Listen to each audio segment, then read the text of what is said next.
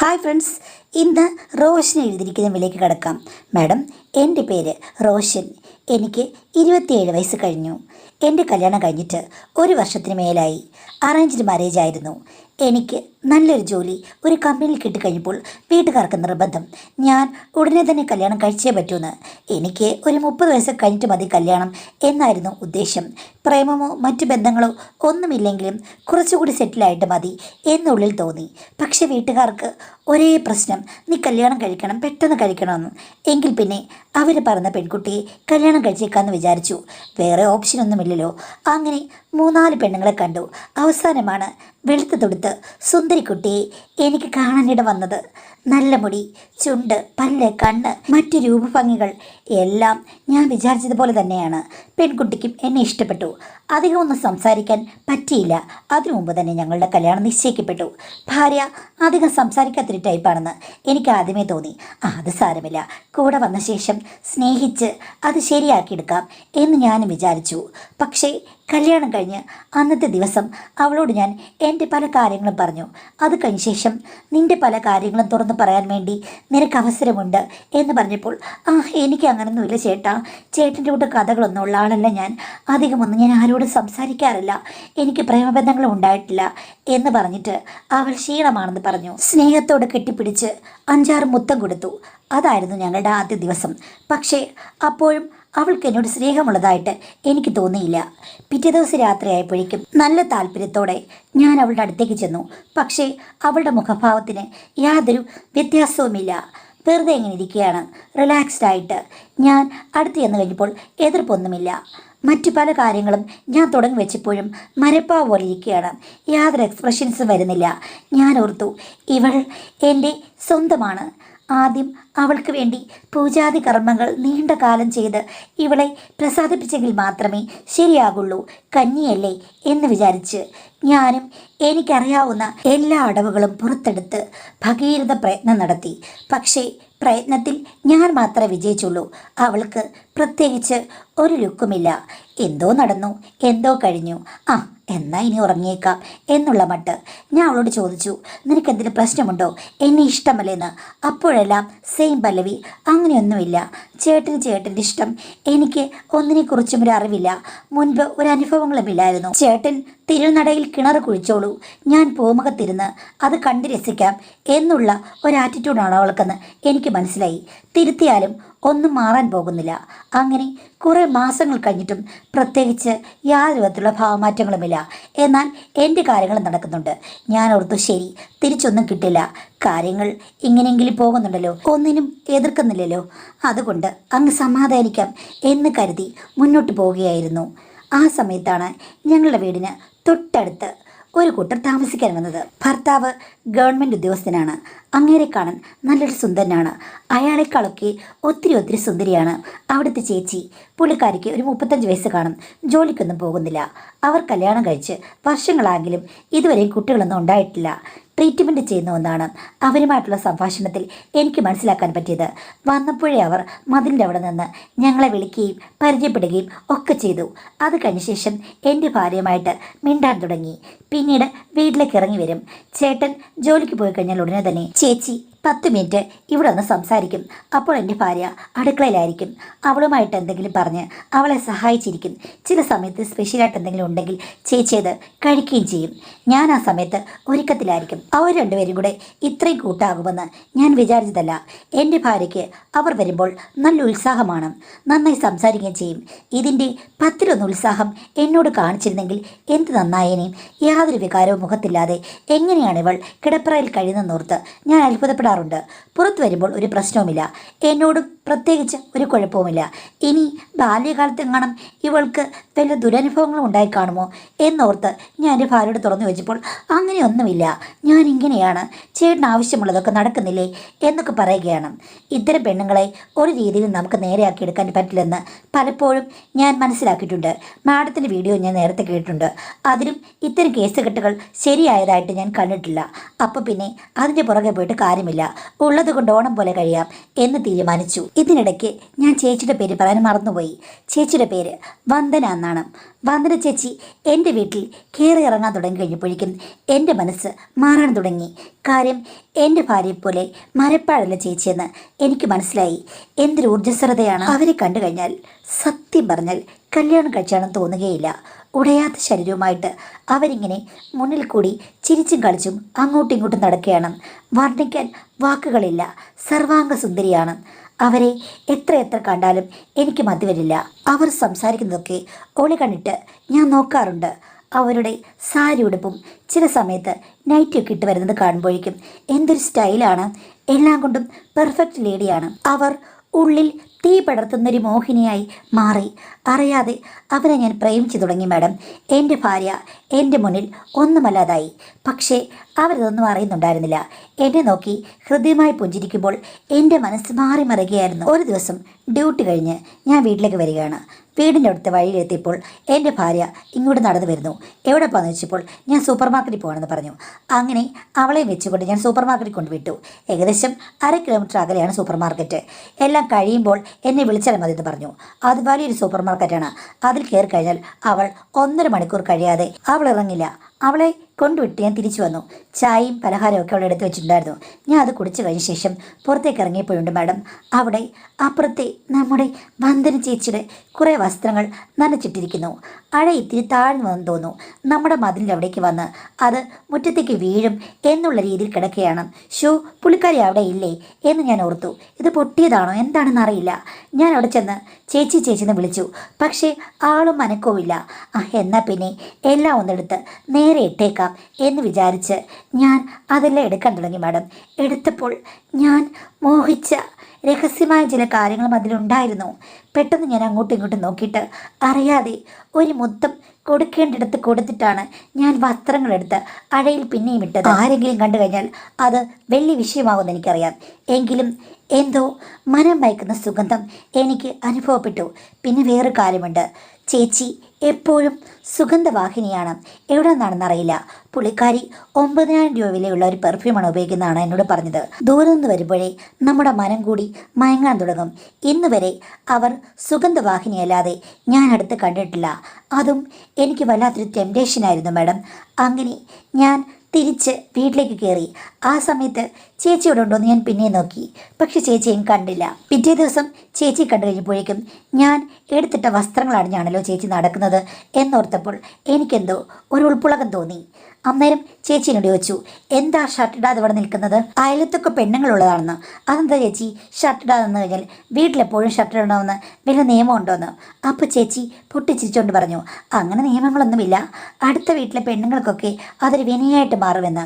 അടുത്ത വീട്ടിലെ പെണ്ണെന്ന് പറഞ്ഞു കഴിഞ്ഞാൽ ചേച്ചി മാത്രമല്ലേ ഉള്ളൂ എന്ന് ചോദിച്ചപ്പോൾ ചേച്ചി പറഞ്ഞു, ആർക്കായാലും വിനയാകരുത് എന്ന് പറഞ്ഞ് പെട്ടെന്ന് അങ്ങ് തിരിഞ്ഞു പോയി. ചേച്ചിക്ക് എന്നോടെന്തോ താല്പര്യമുണ്ടോ അതോ തമാശ പറഞ്ഞതാണോ ഒന്നും എനിക്ക് മനസ്സിലായില്ല. കുറച്ച് ദിവസം കഴിഞ്ഞപ്പോഴില്ലേ എൻ്റെ ഭാര്യയുടെ അനിയത്തിയുടെ കല്യാണം ഉണ്ടായിരുന്നു. കല്യാണം നിശ്ചയിച്ചതിൽ പിന്നെ എൻ്റെ ഭാര്യ മിക്കപ്പോഴും അവിടെയാണ്. പോയാൽ 2-3 ദിവസം കഴിഞ്ഞിട്ടേ വരികയുള്ളൂ. അവളാണ് അവിടുത്തെ കാര്യങ്ങളെല്ലാം മേൽനോട്ടം വഹിക്കുന്നത്. ഇത്രയും ഊർജ്ജം ഇവിടെങ്ങാനും വല്ലതും കാണിച്ചിരുന്നെങ്കിൽ എന്ത് നന്നായെന്ന് ഞാൻ ഓർക്കും. അങ്ങനെ ഒരു ദിവസം ഭാര്യ പോയി കഴിഞ്ഞപ്പോഴേക്കും എനിക്ക് ഡ്യൂട്ടിക്ക് പോകാൻ തോന്നിയില്ല. കുറേ അധികം ക്യാഷ്വൽ ലീവുകളൊക്കെ ഉണ്ട്. അതെടുത്തേക്കാമെന്ന് വിചാരിച്ചു. വീട്ടിലിരിക്കാം, ടി വി ഒക്കെ കാണാം എന്നും ഞാൻ മനസ്സിൽ കരുതി. പിന്നെ ഇതല്ലാതെ വേറൊരു ഉദ്ദേശം ഉണ്ടായിരുന്നു. ചേച്ചി അവിടെ ഉണ്ടല്ലോ, ചേച്ചിയോട് പകൽ സമയത്ത് സംസാരിക്കാം. മിക്കപ്പോഴും എൻ്റെ ഭാര്യ അവിടെ ഉണ്ട്, അതുകൊണ്ട് സംസാരിക്കാൻ പറ്റില്ല. ചേട്ടൻ എന്തായാലും രാവിലെ അങ്ങ് പോകും. നന്നായി സംസാരിക്കാൻ പറ്റിയൊരവസരം ഉണ്ടെങ്കിൽ ചേച്ചിക്ക് എന്നോട് ഇഷ്ടമുണ്ടോ എന്ന് മനസ്സിലാക്കാൻ പറ്റും. ഇതെല്ലാം എൻ്റെ മനസ്സിലുണ്ടായിരുന്നു. എന്തായാലും രാവിലെ പുട്ടും കടലയും ഉണ്ടാക്കി വെച്ചിട്ടാണ് ഭാര്യ പോയത്. ഇനി അവൾ നാളെ വരികയുള്ളൂ. പിന്നീട് ഞാൻ ചേച്ചിയുടെ വീട്ടിലേക്ക് ഒന്ന് പാളി നോക്കി. ചേട്ടൻ പോകാൻ റെഡിയായി കാണും എന്ന് വിചാരിച്ചു. പക്ഷേ ഞാൻ മുറ്റത്തേക്ക് ഇറങ്ങി ചെന്ന് കഴിഞ്ഞപ്പോൾ ചേച്ചി മതിലിൻ്റെ അവിടെ നിൽപ്പുണ്ട്. എൻ്റെ വീട്ടിലേക്ക് നോക്കിയാണ്. എന്താ ചേച്ചി ചോദിച്ചു. അല്ല, അവൾ അവിടെ ഇല്ലേ? ഞാൻ പറഞ്ഞു അവളുടെ വീട്ടിലേക്ക് പോയി. ഇതെന്താ എന്നും നിന്നെ ഇട്ടിട്ട് അവളങ്ങ് വീട്ടിലേക്ക് പോയാണോ? ഞാൻ പറഞ്ഞു അവളുടെ അനിയത്തിൻ്റെ കല്യാണമല്ലേ, എല്ലാം നോക്കി നടത്തുന്നത് അവളാണ്. എന്തെങ്കിലും ഉണ്ടാക്കിയിട്ടാണോ അവൾ പോയത്? പുട്ടും കടലും ഉണ്ടാക്കി വെച്ചു. ഇന്ന് പോകുന്നില്ല ഡ്യൂട്ടിക്ക്? ഇന്ന് പോകുന്നില്ല, കുറേ ക്യാഷ് ലീവുകളൊക്കെ ഉണ്ട്, ഞാനതങ്ങ് എടുത്തു. അത് മാത്രമല്ല എനിക്കൊരു ചെറിയ തലവേദനയുണ്ട്. തലവേദനയോ? ആ അതെ, വിക്സ് ഇവിടെ ഇരിപ്പുണ്ട്, ഞാൻ കൊണ്ടുതരാമെന്ന് പറഞ്ഞു. വേണ്ട ചേച്ചി, ഞാൻ ഇത്തിരി പുട്ടും കടലയും കഴിച്ചിട്ട് ഒരു ഗുളിക കഴിച്ചു, ഇപ്പം കുറയും. അതെന്താ ഇത്തിരി കഴിച്ചത്? ഓഹ്, എനിക്ക് പുട്ടും കടലയും ഒട്ടും ഇഷ്ടമല്ല. ആ, നിനക്ക് ചിലപ്പം നന്നായിട്ട് വിശക്കുന്നുണ്ടായിരിക്കും തലവേദന വന്നത്. നീ ഇങ്ങോട്ട് വന്നേ. ഞാനാണെങ്കിൽ അപ്പവും മുട്ടക്കറി ഉണ്ടാക്കി വെച്ചിട്ടുണ്ട്.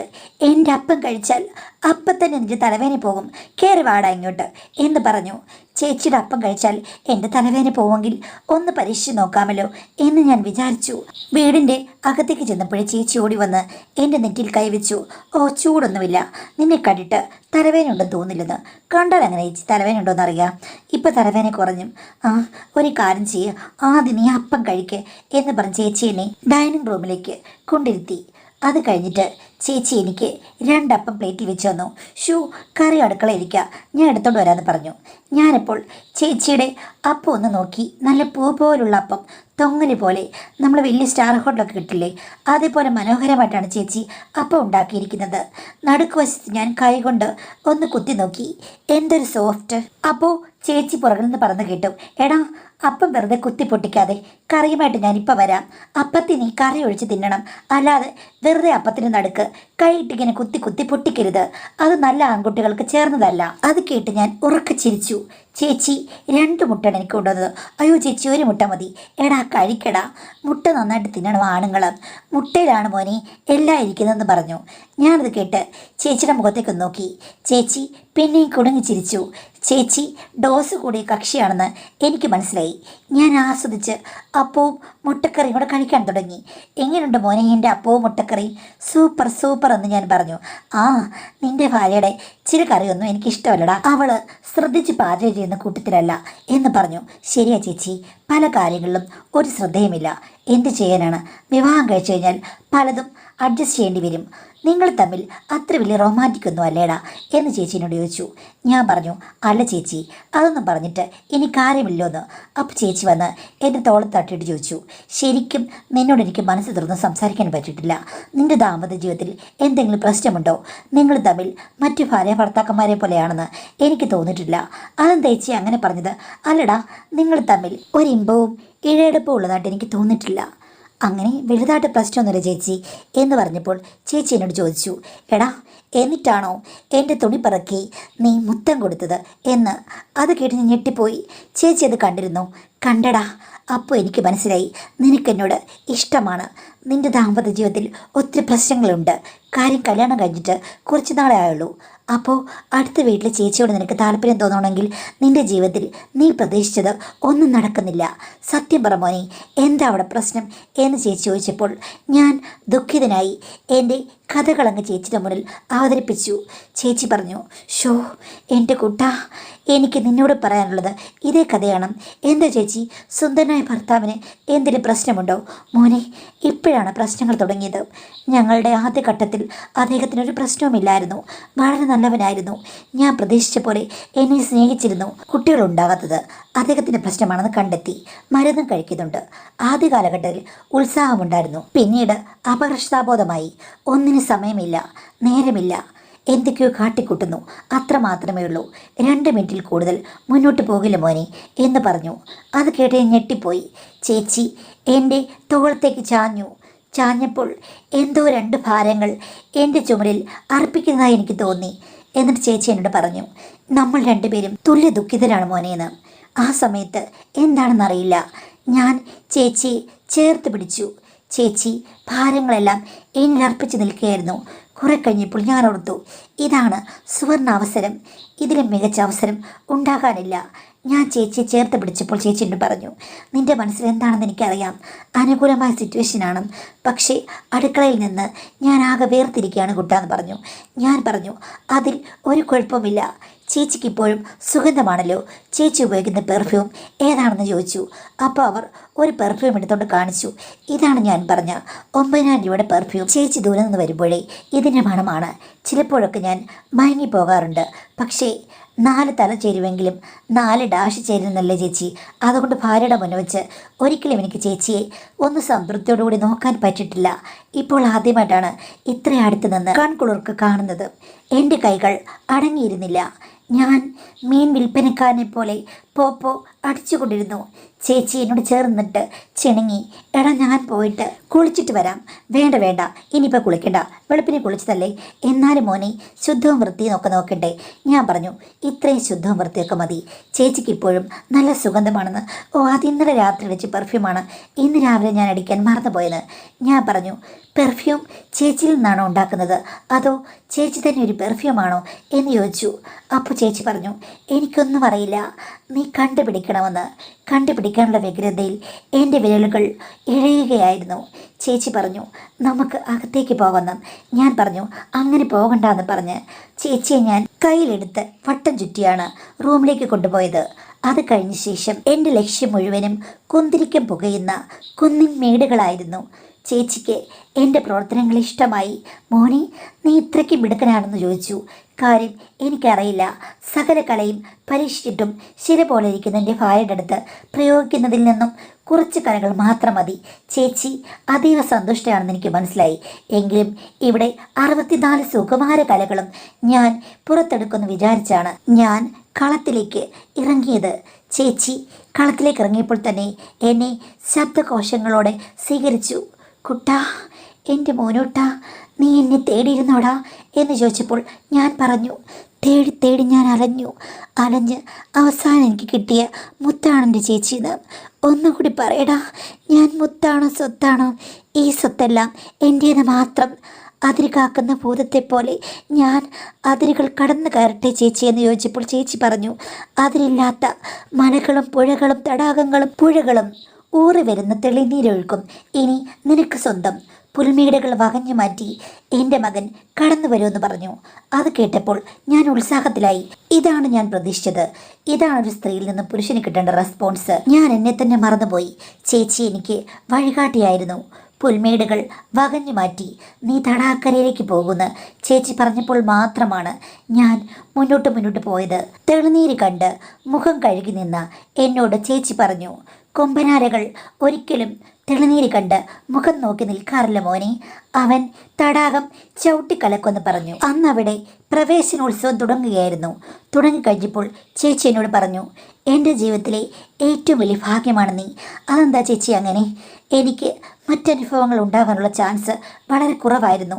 ഭർത്താവ് എല്ലാ സമയത്തും എൻ്റെ കൂടെ ഉണ്ടായിരുന്നു.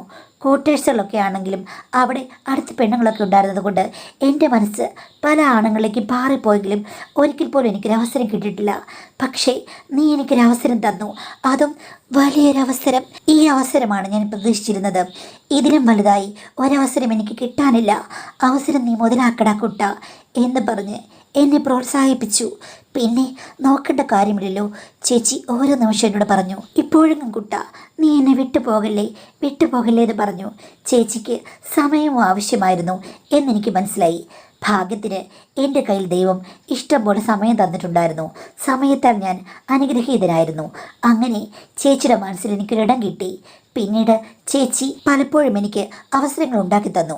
പക്ഷേ ഒരിക്കൽ പോലും ചേച്ചി എന്നോട് പറഞ്ഞിട്ടില്ല ഇത് സുരക്ഷിതമല്ലാത്ത കാര്യമാണ്, നമ്മൾ ശ്രദ്ധിക്കണമെന്ന് ചേച്ചി എന്നോട് പറഞ്ഞത്. എനിക്കത് നോക്കേണ്ട കാര്യമില്ല. എന്നിൽ നിന്ന് അകന്നു പോകാൻ, എന്നിൽ നിന്ന് പുറത്തു പോകാൻ നിന്നെ ഞാൻ സമ്മതിക്കില്ല കുട്ട എന്നാണ് പറഞ്ഞത്. എനിക്ക് പേടിയുണ്ടായിരുന്നു. പക്ഷേ എന്ത് ചെയ്യാനാണ്, ആവേശം മൂലം ആ പേടി അങ്ങ് പോയി. പക്ഷേ പിന്നീട് ചേച്ചി എന്നോട് രഹസ്യമായിട്ട് പറഞ്ഞു മോനെ സക്സസ് ആണ്, ഞാനൊരു കുട്ടിയുടെ അമ്മയാകാൻ പോവുകയാണ്, നീയാണ് എൻ്റെ കുട്ടിയുടെ അച്ഛൻ എന്ന് പറഞ്ഞു. അത് കേട്ട് ഞാൻ പേടിച്ചു. ചേച്ചി എന്നെ ബ്ലാക്ക്മെയിൽ ചെയ്യുകയാണോ എന്ന് ചേച്ചി പറഞ്ഞു. ഞാൻ നിന്നെ ബ്ലാക്ക്മെയിലും വൈറ്റ്മെയിലും ഒന്നും ചെയ്യുന്നില്ല. നിനക്ക് നിൻ്റെ കാര്യം, എനിക്ക് എൻ്റെ കാര്യം. എൻ്റെ ഭർത്താവ് മരുന്ന് കഴിക്കുന്നുണ്ടല്ലോ, അതുകൊണ്ട് കുട്ടികളുണ്ടായത് അതുകൊണ്ടാണെന്ന് വിചാരിച്ചോളും. നീ ഒന്നുകൊണ്ട് പേടിക്കണ്ട, ഒരു ചുക്കും ചുണ്ണാമ്പും ഉണ്ടാകില്ല. ഒരുത്തനെ പിടിച്ചാലും കരുത്തനെ പിടിക്കണമെന്നാണ് മോനെ പഴമൊഴി. എനിക്ക് നീയാണ് എൻ്റെ കരുത്തൻ, നിന്നെ ഒരിക്കലും ഞാൻ കൈവിടില്ല. പിന്നെ വേറെ കാര്യമുണ്ട്, തൽക്കാലം എനിക്ക് റെസ്റ്റ്, പൂർവാധികം ശക്തിയായി ഞാൻ വരുമടാ കുട്ട എന്ന് പറഞ്ഞാണ് ചേച്ചി ഇപ്പോൾ ജീവിക്കുന്നത്. ഞങ്ങൾ തമ്മിൽ എല്ലാ കണക്ഷൻസും ഉണ്ട്, പക്ഷേ ഇങ്ങനെയുള്ള ബന്ധങ്ങൾ മാത്രമില്ല. ചേച്ചി റെസ്റ്റാണല്ലോ, ശ്രദ്ധിക്കണം. ചേച്ചി വരുന്നതും കാത്ത് ഞാൻ ഇരിക്കുകയാണെങ്കിലും ഇപ്പോഴെനിക്ക് കുറ്റബോധമുണ്ട്. എൻ്റെ ഭാര്യ ഇങ്ങനെ ആയതുകൊണ്ടാണ് ഞാൻ ഈ ബന്ധത്തിൽ ചെന്ന് ചാടിയത്. അവരുടെ ഭർത്താവിനെയും എൻ്റെ ഭാര്യയെയും ഞാൻ വഞ്ചിക്കുകയും ചെയ്തു. ആ കുറ്റബോധം എൻ്റെ മനസ്സ് നീറുന്നുണ്ട്. മാഡം ഞാൻ എന്താണ് ചെയ്യേണ്ടത്? എൻ്റെ ഭാര്യയെ വലിയ സൈക്കോളജിസ്റ്റിനെ കാണിച്ചു കഴിഞ്ഞാൽ ഭാര്യ ശരിയാകുമോ? അവർ നന്നായി റെസ്പോൺസ് ചെയ്തായിരുന്നെങ്കിൽ എനിക്കിങ്ങനൊരു ബന്ധം ഉണ്ടാകില്ലായിരുന്നു. മനസ്സ് മാറ്റിയെടുക്കാൻ പറ്റുമായിരുന്നെങ്കിൽ എനിക്ക് എൻ്റെ ഭാര്യയിൽ കോൺസെൻട്രേറ്റ് ചെയ്ത് ഇനിയുള്ള ഏടാകൂടത്തിനൊന്നും പോകാതെ ചേച്ചിയുടെ പാട്ടിന് വിട്ട് എനിക്കും എൻ്റെ ജീവിതം നോക്കി ജീവിക്കാമായിരുന്നു എന്നൊരു ചിന്തയുണ്ട്. മാഡം, അതിന് ഞാൻ എന്തൊക്കെ ചെയ്യണം എന്നാണ് ചോദിച്ചിരിക്കുന്നത്. എനിക്ക് ചോദിക്കാനുള്ളൊരു കാര്യം, ഭാര്യയ്ക്ക് നിങ്ങളുമായിട്ട് അത്ര കോർഡിനേഷൻ ഒന്നുമില്ല, അവരുടെ സ്വഭാവം ഇങ്ങനെയാണ്, മരവിച്ച സ്വഭാവമാണെങ്കിൽ അത് കുഴപ്പമാണെന്ന് മനസ്സിലാക്കി ഒരു സൈക്കോളജിസ്റ്റിനെയോ ഡോക്ടറെയൊക്കെ കാണിക്കാനുള്ള വിവരം നിങ്ങൾക്ക് ഉണ്ടായിരുന്നുവെങ്കിൽ ഇത് ആദ്യമേ അങ്ങ് ചെയ്താൽ പോരായിരുന്നു.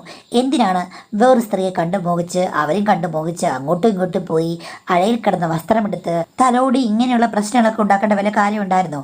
ഇനിയിപ്പം അവരുടെ രഹസ്യം കാത്തു സൂക്ഷിച്ചോളും. നിങ്ങളതിൽ സങ്കടപ്പെടാനും ഇടംകൊള്ളിടാനും പോകേണ്ട കാര്യമൊന്നുമില്ല. അത് നിങ്ങളുടെ ജീവിതത്തിലെ രഹസ്യമായിട്ട് നിങ്ങൾ സൂക്ഷിക്കുക. കുറ്റബോധം കൊണ്ട് ഇനി എന്താ കാര്യം? അതെല്ലാം കഴിഞ്ഞു. അവരുടെ ജീവിതം ശ്രദ്ധിച്ച് ജീവിക്കട്ടെ. അനാവശ്യമായ ബന്ധത്തിന് പോകാതിരിക്കുകയാണ് നല്ലത്. അപ്പം ഭാര്യയും കൊണ്ട് ഒരു കൗൺസിലറെയോ ഫാമിലി കൗൺസിലറെയോ സൈക്കോളജിസ്റ്റിനെയോ ക്ലിനിക്കൽ സൈക്കോളജിസ്റ്റിനെയോ ഒക്കെ കാണുക. കണ്ട് നിങ്ങളുടെ കാര്യങ്ങൾ സംസാരിക്കുക.